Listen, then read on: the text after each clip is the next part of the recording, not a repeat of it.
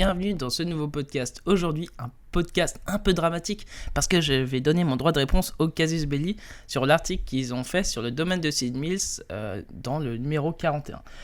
Dans cet article, je vous résume sommairement, il dit que le livre physique, il est très beau, une belle impression, etc. Cependant, les illustrations ne sont pas à la hauteur et il y a un manque d'organisation dedans, le système de jeu est simple. Il dit aussi qu'il y a quand même un bon point, c'est que les musiques les musiques sont sur YouTube. Mais il dit pas si elles sont bien ou pas. Et aussi, il ajoute un point sur le scénario où il explique que dans les deux scénarios, il n'y a aucun des deux scénarios qui se trouve à Sid Mills. Et ça, c'est déjà complètement faux, parce qu'il y en a un des deux qui se trouve à Sid Mills. Alors, dans un premier temps, je remercie quand même le rédacteur d'avoir pris le temps d'avoir lu le domaine de Sid Mills. J'imagine que ça devait être une tâche horrible. Il a dû souffrir pendant toute la lecture, et je m'en excuse. Platement. Cependant, j'ai quand même mon droit de réponse sur ça. Dans un premier temps, j'ai envie d'un peu de vous recontextualiser le domaine de Sid Mills. Alors, il y a quelques années de ça, j'avais fait une édition 1, qui était pas ouf, vraiment pas ouf du tout, vraiment je l'admets complètement. Et sur vraiment tous les retours que j'ai eu des rôlistes, ils m'ont dit ouais, faut améliorer ci, ça, etc. Du coup, j'ai pris en compte ça, j'ai refait un deuxième financement participatif, et grâce à ça, j'ai fait une édition 2.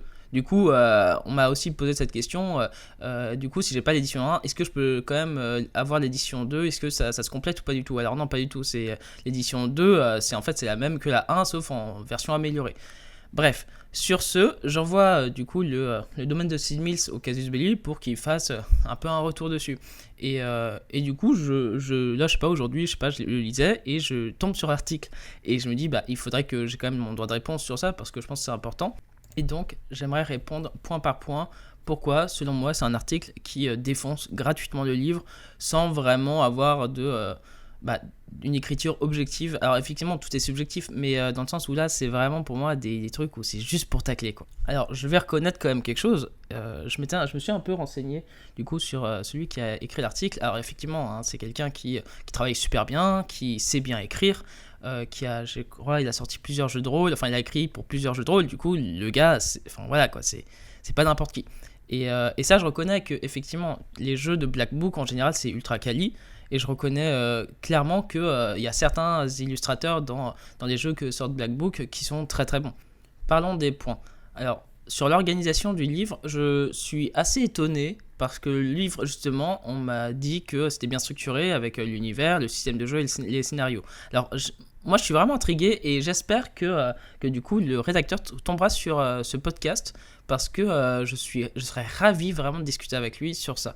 L'organisation, je suis un peu étonné parce que, effectivement, je trouve que pour moi, j'ai bien classé les chapitres par chapitre pour avoir une chronologie.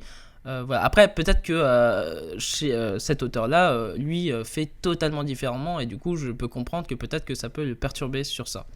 Sur le point de l'illustration, j'ai rigolé parce que je me suis dit, c'est fou comme quoi le dessin, c'est vraiment très très subjectif. C'est soit on accroche au style, soit on n'accroche pas. Et sur le du coup dessin, mes architectures, effectivement, il y a toujours ce côté très bancal parce que déjà, j'utilise pas de règles et parce que j'aime ce côté bancal et parce que c'est ce qui me définit.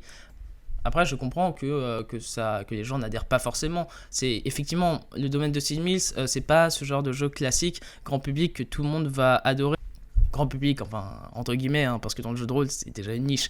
Mais vous avez compris, mes illustrations, c'est pas du Photoshop avec des trucs ultra réalistes. Et effectivement, les textes ne sont pas ultra poussants. C'est aussi voulu parce que le domaine de Sid Mills, c'est vraiment pour les personnes de base qui n'ont jamais fait de jeu de rôle. Et je voulais pas effectivement passer 10 ans de ma vie à écrire juste un livre parce que je vois pas l'intérêt de surdétailler le truc. J'ai envie que les gens soient libres. Du coup, ça, c'était une volonté de ma part. Et voilà, du coup, on adhère pas, franchement, là, c'est les goûts et les couleurs. Mais j'avais envie de le dire parce que, effectivement, le domaine de Sid Mills, pour les gens qui sont très fanatiques dans le jeu de rôle, qui sont là à vouloir avoir des tonnes de règles, à avoir une profondeur d'univers incroyable, franchement, n'achetez pas le domaine de Sid Mills, clairement, je vais pas vous dire le contraire. Pareil pour le système de jeu. Le système de jeu, moi ça m'intéresse, mais pas du tout de faire un système compliqué avec plein de caractères, de conditions à réaliser, je sais pas quoi. J'avais fait un truc très simple, encore une fois, pour que les personnes appliquent rapidement le système sans se prendre la tête.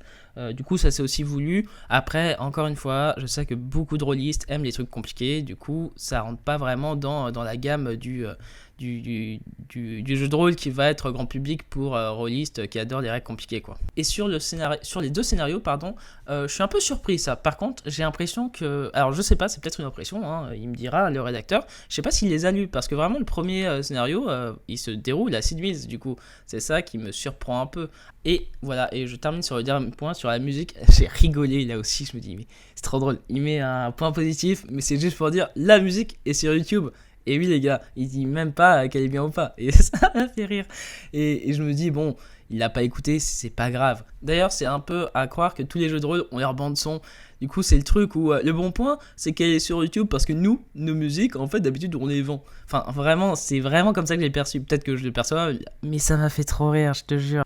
Et si vous êtes débutant ou que vous aimez les jeux qui sont assez libres dans l'imagination, vous pouvez découvrir le domaine de Sid Meier's dans la description. Après, si vous êtes rôliste expérimenté et que vous aimez les livres très complexes type Warhammer Fantasy ou Donjons et Dragons avec des règles de 600 pages, je vous déconseille de l'acheter. Vous allez vraiment souffrir, vraiment j'ai pas envie que votre semaine soit gâchée à cause de mon livre. Du coup, je vous souhaite quand même une très belle soirée, une très bonne année et prenez soin de vous surtout. Et on se retrouve dans un prochain podcast ou dans un prochain dessin. Salut!